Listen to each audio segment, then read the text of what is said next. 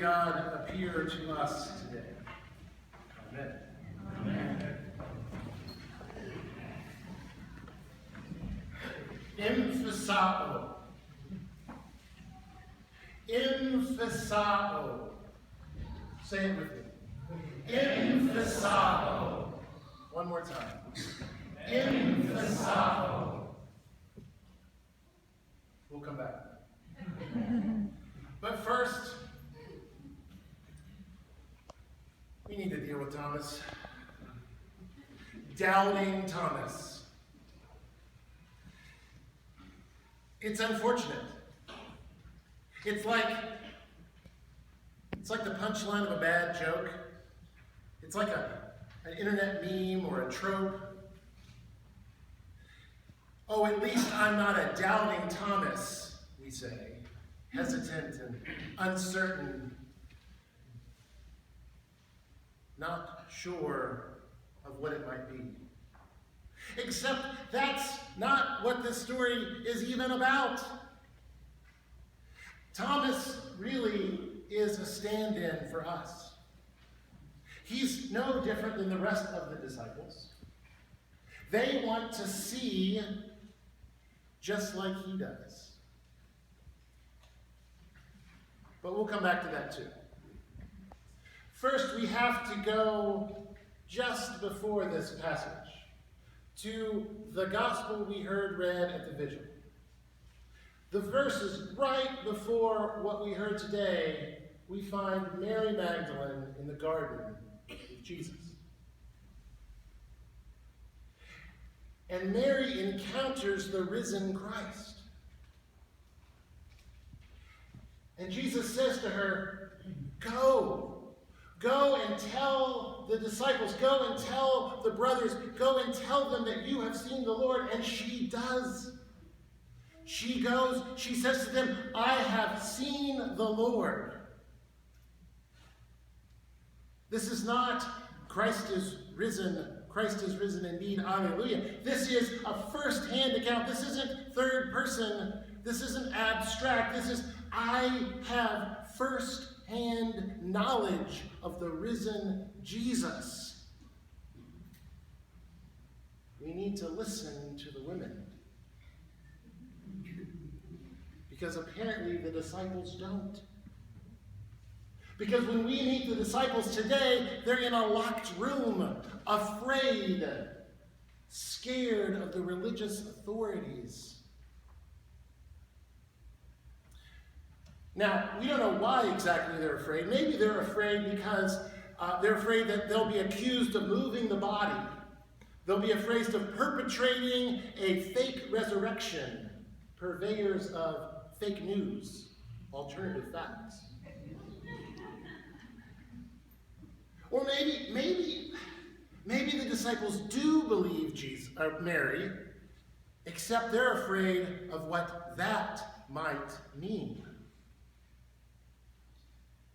That they might be swept up in the condemnation that led Jesus to the cross, and that they might face the same fate.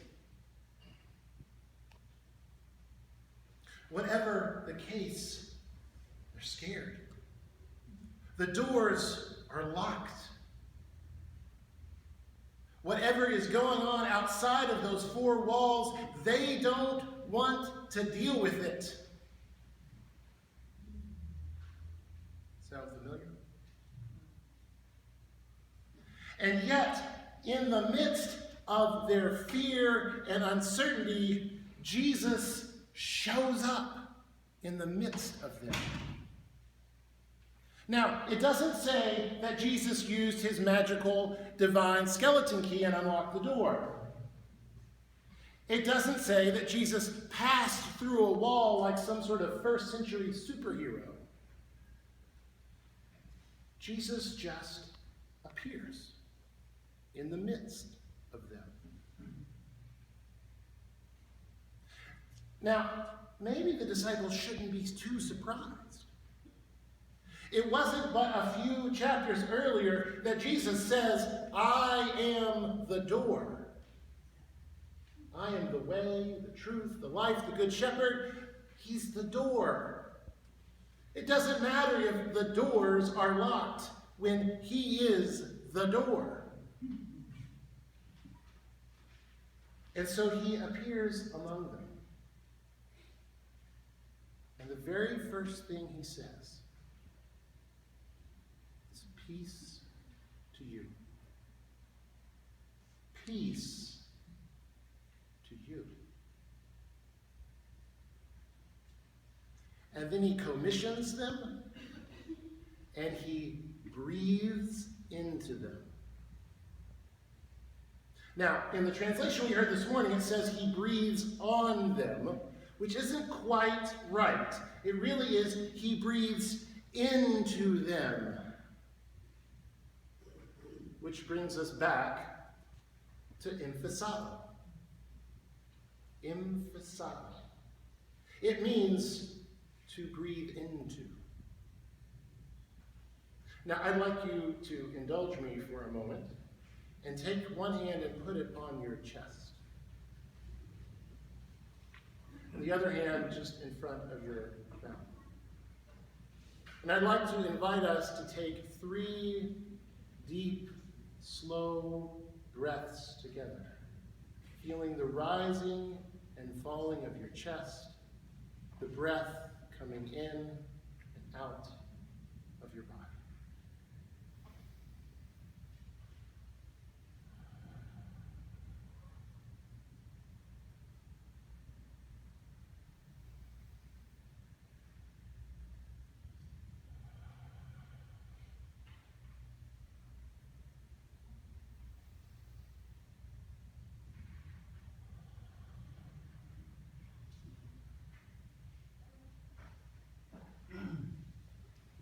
Emphesao. Now this word, this root Greek verb, is the same word that we find in Genesis 2. In the Greek translation of the Old Testament, the Septuagint, when God forms humanity in the dust and breathes into us. But then it's also the root word, it's also what we find in Ezekiel 37, when God appears to Ezekiel in the vision of the valley of dry bones and says, prophet, prophesy to the breath, give these bones new life. Emphesao. And that's what we find in John's Gospel, when Jesus appears among his disciples and breathes into them. Jesus, fully embodied, marks in his hands a wound in his side in the middle of his followers, breathing into them. Departing, imparting, infusing the same spirit that was in him into them. Jesus, the sight of the resurrection, the firstborn of creation, the firstborn of the dead, breathes himself into his disciples.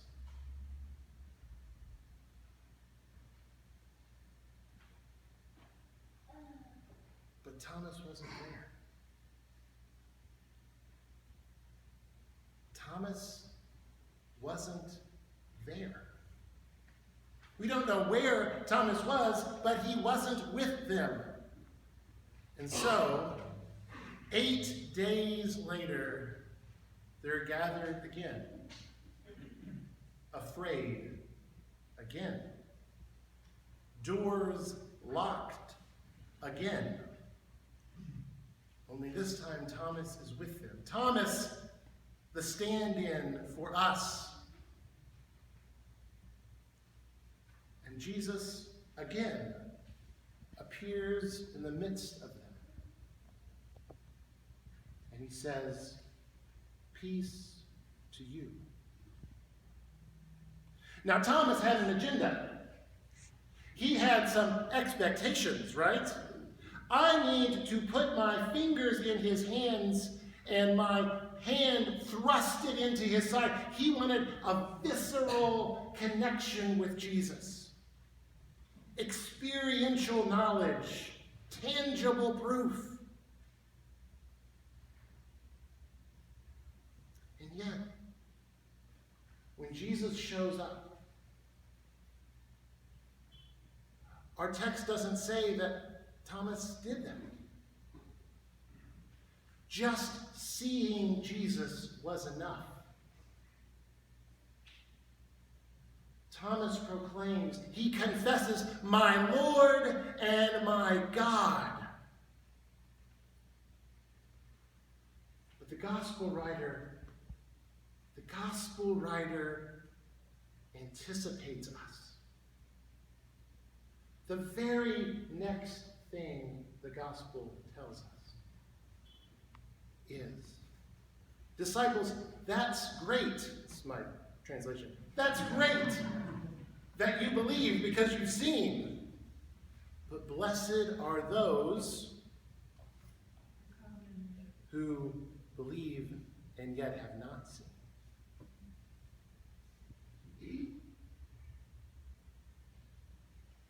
And so whenever we encounter the risen Christ, whether that's in the breaking of the bread, in the preaching of the word, in the community of God's people, in the beauty of creation, the touch of a loved one, the whispered confession of a child,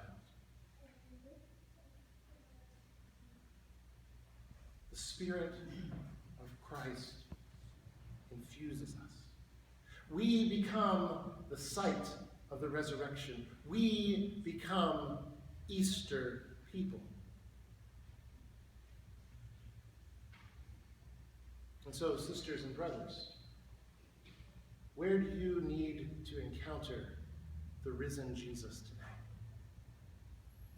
Where in your life are you needing something more?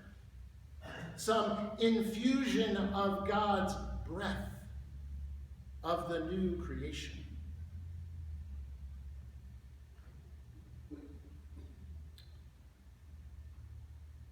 And so may we rest in the breath of God. May we receive the Spirit of Jesus. And may the new creation be born in us.